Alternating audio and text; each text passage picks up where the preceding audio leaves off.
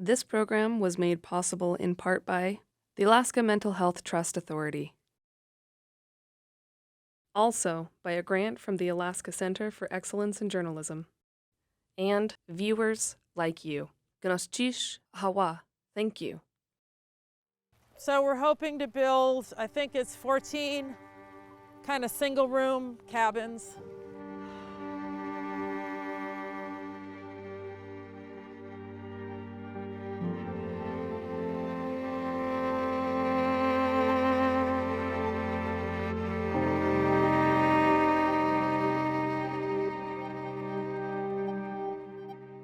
The homeless used to get on the bus and buy a ticket and ride around for hours if it was bad weather, but with COVID that was stopped. The library used to be a really great place for people to hang out for hours at a time or all day if they wanted. And with COVID, the library was closed for a while, cut the hours down. Some of those simple things that were really helping get people out of the weather and give them a little more normalcy in their life were taken away.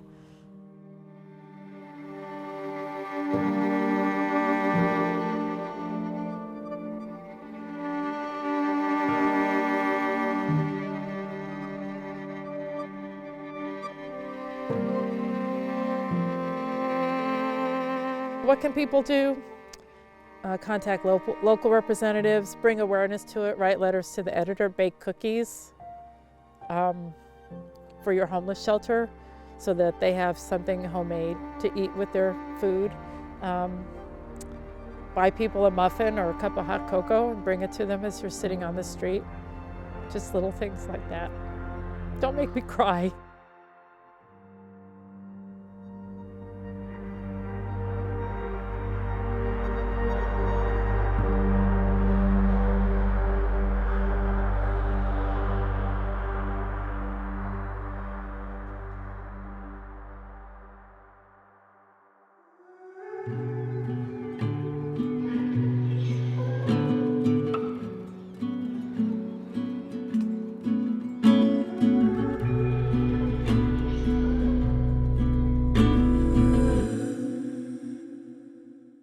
My social life was strange and my life was irregular, and so I would kind of drink to numb it maybe, but I didn't really realize it was like a coping skill that I didn't really realize I was using to cope. And then I tore my rotator cuff and I was given an oxy prescription, and so I started taking those, and then before I knew it I was smoking those, and then I was smoking heroin, and then I was shooting heroin, and then the next many years is kind of a blur.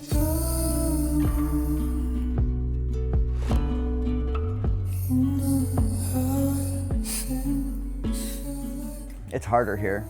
It's absolutely harder here. It's more expensive to be addicted here, a lot more expensive. Like, the cost of heroin on the street here is about 10 times more expensive than it is in Seattle.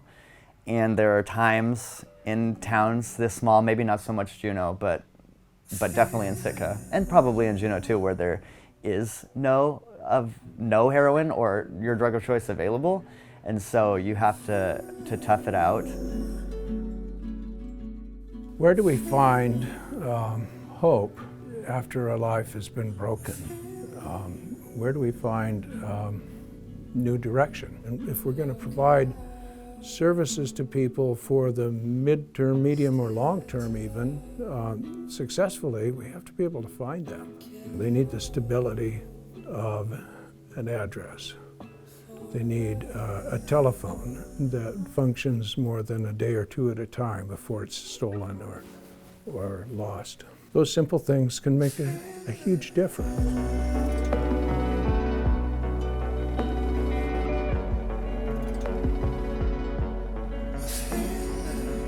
I mean, housing is kind of instrumental to just everything.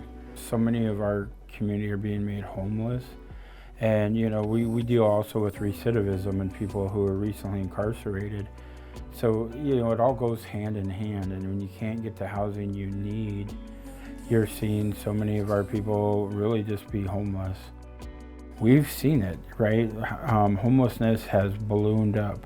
And there's amazing programs and amazing people doing work, Housing First, Clinton-Haida Regional Housing Authority. The problem is so much of it you can have housing, but if you don't have treatment, if you don't have counseling, you know, one has to go together. Largely people that are like really, really addicted aren't housed. If you become addicted and you have housing, it's not unlikely that you will lose your housing because housing takes responsibility. And when you're addicted, it's the most important thing to you.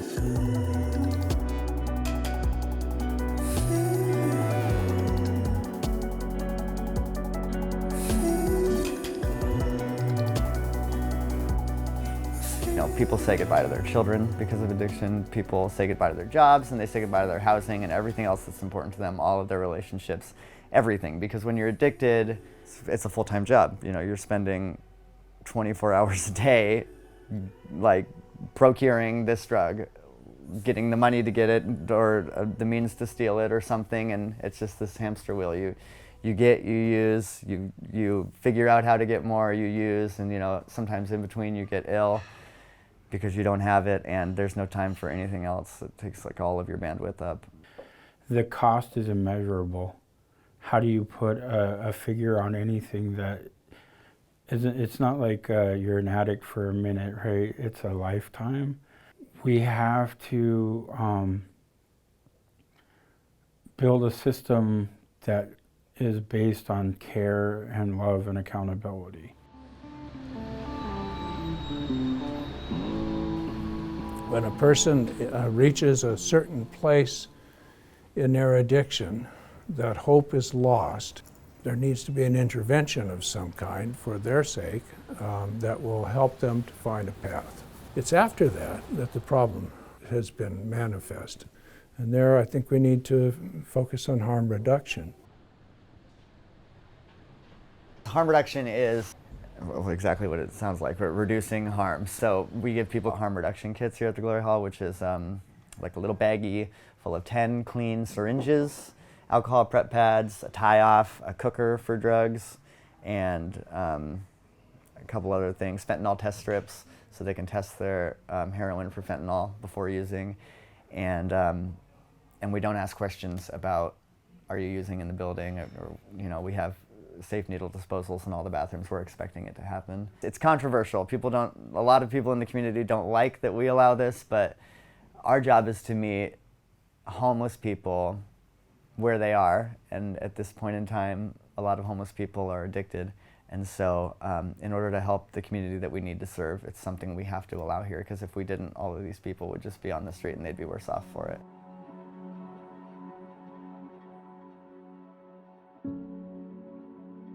So I'm hoping to get more shelves to put in here so we can keep stuff, and people collect stuff all over town. This is mainly just the showers and laundry, plus stuff, towels and sheets and sleeping bags inside that people have given me, shampoo and soap and things that people brought back from travel that they want me to have.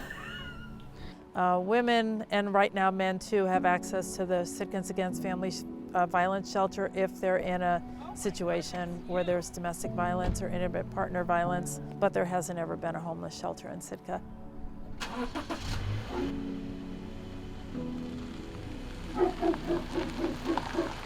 So we're at the top of Jarvis Street in Sitka. This is where we hope to build the cabin project. So right now we have a lot of, most of the people are couch surfing or sleeping in abandoned boats or sleeping in tents by our Indian River, which is a very high brown bear population area too, so another thing that people have to deal with, a safety issue. This stuff takes a lot of work. We'll have the cabins around here. We're gonna have walkways, maybe a community garden, a community room where there'll be a kitchen and some computers, and our project is based on the Housing First model to get people housing, get them a lock on their door, get them an address that they can use for a job application, for an apartment application, for any kind of, come look me up somewhere. I'm in the 5th tent on the left by the river. Doesn't always work, but here people will have a building, people can come over and visit them. And if they want to work on finding a job, getting an education, getting their GED, fighting tobacco, alcohol, drug use, whatever, that then we have resources to help them.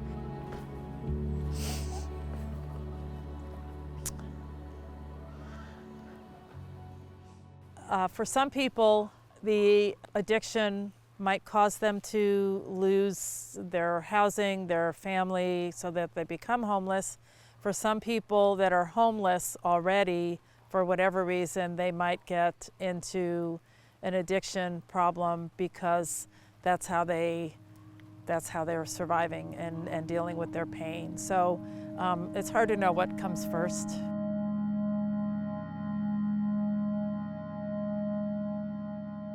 Nobody chooses to be an addict. I can promise you they don't feel good about themselves.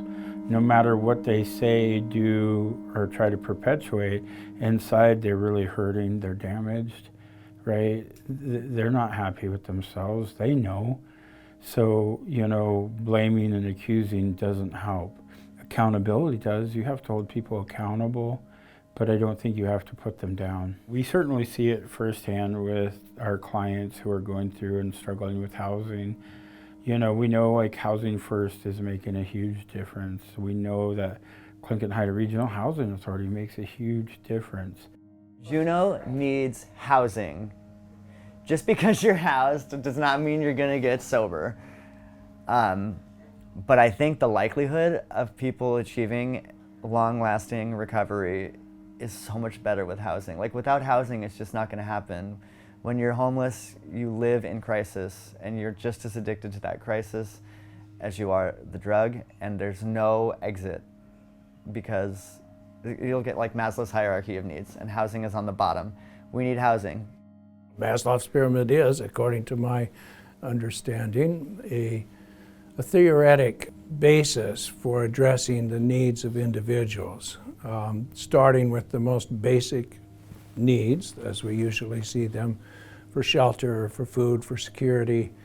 And the pyramid is sort of a ziggurat up to the apex of spiritual development. And the needs must all be addressed, but without those most basic ones, all of the rest our social programs have a really hard time getting any traction at all. That application process that's so necessary from a programmatic standpoint is such a barrier to some of our folks, right? I don't know if it's just phobia. It's not because they're not smart, but you hand somebody this big packet, this application, say you got to, it terrifies people, and more often than not, they never even fill it out. They're just not going to bother. I'm not going to qualify. Because I think they see all that paperwork as one red flag after another, and then people just get really angry and resentful towards the organization because they feel like they're failing them. And so I think we need to really educate people on what those opportunities are.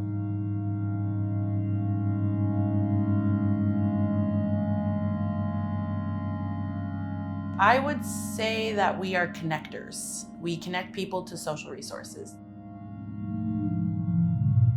Applying for Medicaid, food stamps. Helping them connect to services in our town that assist them with housing. Helping them get identification for when they do get housing, which would include social security card, license, or ID. They don't do well with lengthy applications. That is where a lot of times we step in and assist, because it is asking questions and asking them to remember months of information or previous rentals, and you have to remember that these people are going through a lot and they're down on their luck, not living in the best times.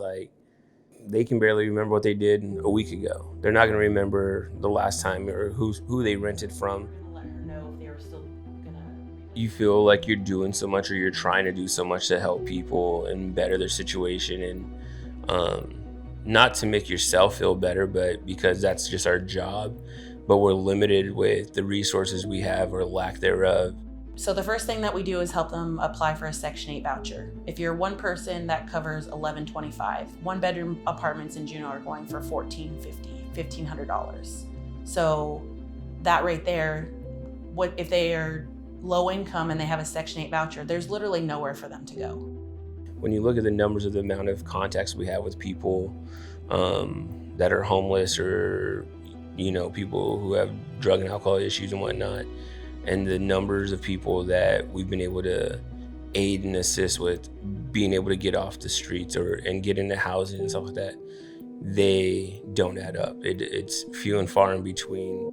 To those who have never been here, Alaska is an exciting and adventurous last frontier of the mind. But to Alaskans, the idea that Alaska is a wilderness where fortunes can be easily made is a myth. It's difficult for everyone. I mean, there's people who are working 2 jobs that can't afford a house. We work with everyone who's basically not in the highest tier of income in Juneau. People just get to town and they didn't know how bad it was, and they hear that we help with housing, and we try the best that we can, but it still takes 3-4 months, even if they have a good high-paying job. Forest Service employees who transfer there. In general, the smaller the community, the more scarce and higher priced the housing. Rentals are difficult, if not impossible, to find in small villages.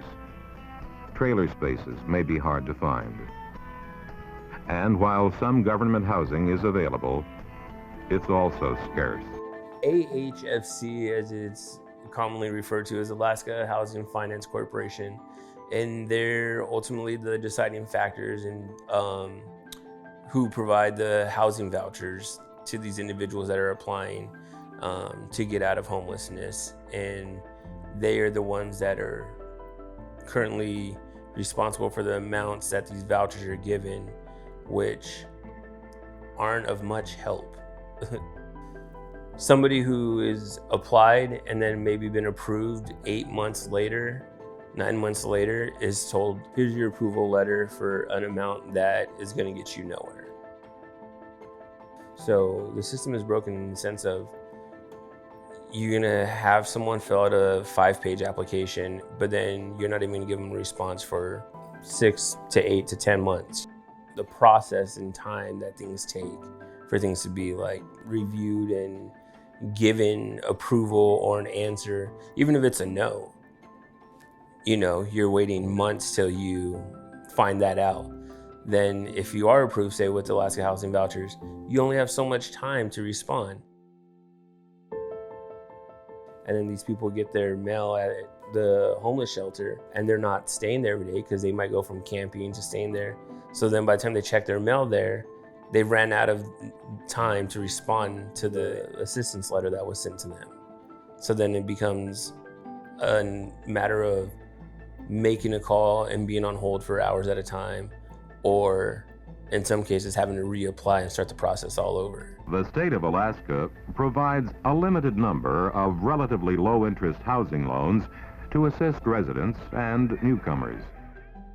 Section 8 or housing choice vouchers, something that HUD moved to a number of decades ago, and it was a transition away from building public housing. And if you think about some of the projects, as they were called in Chicago or New York, huge 50-story buildings, there was a real stigma with families growing up in the projects. And I think that HUD wisely wanted to try to take the stigma away from families, from children, and they developed a voucher program where instead of going into a public housing unit, you would receive a voucher that you would pay approximately 30% of your income, no matter how high or low that was, with the federal government paying the rest of it. You could take it to any landlord that would accept it. So you would have a voucher holder living in a fourplex with 3 other people that weren't receiving public assistance. So hopefully, eliminating the stigma because you were having more of a mixed housing situation. It was also getting the money into the private sector. It's a market issue. There is open places in our town, in our city, and people are charging what they're charging because it's become a competitive game now. It's unfortunate that some people, greed plays a factor. There's vacant houses, apartments, condos that are not for sale, they're for rent, but it's being controlled by the individual owners, and that has, that's just what they choose and are able to do because they're, it's ownership. And that has nothing to do with government or city, that's just how it is. Obviously, when there's a tighter rental market, it's much harder to find an apartment. And so that's the biggest concern with us, is that a softer market, easier to find a landlord, and it gets more difficult for everybody to find an apartment, not just specifically somebody that has a voucher. We've been digging, in particular the last year, to try to determine why everything is so tight, whether it's going to remain tight, what role do Airbnbs play? And so there's a number of variables out there that we're trying to figure out to determine what really the housing need is and how that's going to benefit the folks that have our vouchers.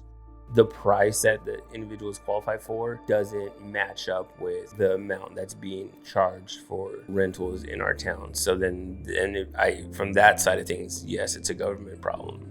We have something called a payment standard, and this is what we're allowed to pay for any given unit. So, just because a landlord wants $3,000 for a one-bedroom unit, we're not legally allowed to pay that much. We look at the HUD recommendations, and then we look at the communities. I mean, if we're giving vouchers out in a community and nobody's able to find an apartment for that amount of money, we know that we're too low. So we're constantly looking to make sure that we are having it at a level where we're not being taken advantage of by landlords, but that we're providing enough funds that people will be able to move into to apartments. Currently, I would think Juneau is definitely unstable. Since the Glory Hall reopened, they have continuously been over capacity with individuals staying there. You see people who, they know what crimes come with what repercussions, and they will commit crimes with the end result being them being able to go to jail, knowing that they're gonna have a warm place to stay and a meal provided, 3 meals provided to them, at that, because that's an alternative situation to their homeless living. And it's a way to be off the street.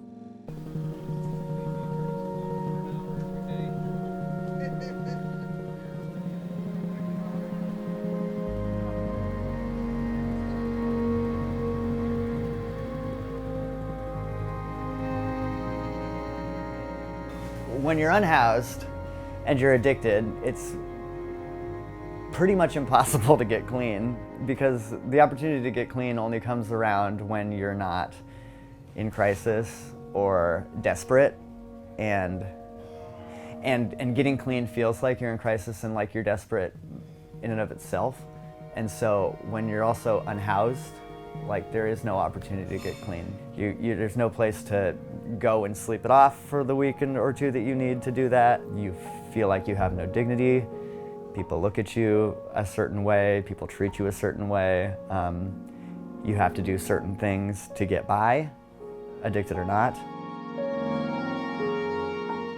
The threat to our whole existence is profound. And the way that we address that most profoundly and most effectively is right here at arm's length. How we treat each other, how we talk to one another, how we make efforts not to enclose ourselves within the walls of the institutions or the neighborhoods or the gated communities that we live in, but to reach out a little bit, just where we can. A lot of people that have been privileged enough to be housed their entire lives and never had to worry about losing their housing in any way, and have no understanding of this, if you put them on the street, and in this community of people that live on the street, in a week, a lot of people would be using hard drugs. When there's nothing better on the horizon, how do you pass your time? How do you get through the cold night, Or how do you stay awake because things are not safe? These drugs are a survival skill in a lot of ways. The solution is not to get online and bitch about it. The solution is to think of something for these people. And the pull yourself up by your bootstraps notion is like good to a certain point, because people have to participate in their own healing or their own recovery, but it's too great a task for someone who's like sleeping in a doorway to do 100% on their own. They need the help of our community, and that includes, you know, everyone's positive, unconditional positive regard. You know, I think as a society, what we really have to do is remove some of the stigmas around addiction, around homelessness, and remember these are humans. I think it's that simple. They're not bad people. They're our people, they're us. When I look at somebody like that, I see myself, because I've been there. And some of us haven't been there, so it's a little harder to put that lens on and see them. But I think even if you haven't suffered with addiction, just put some care and humanity into how you see people, how you treat them, and how you work with them. And it'll be the change. You know, we have to humanize this work and the people we're serving. You know, the minute you think you're better than them or they're less than, you're already not going to make a difference for them.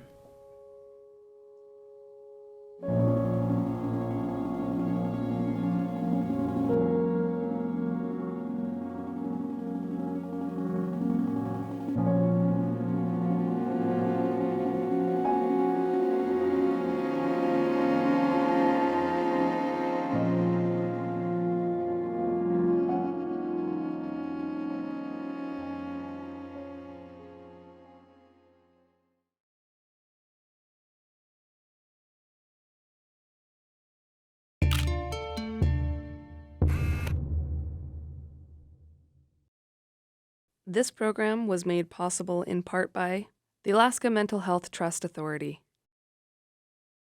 Also by a grant from the Alaska Center for Excellence in Journalism. And viewers like you. Gnostish Hawa. Thank you.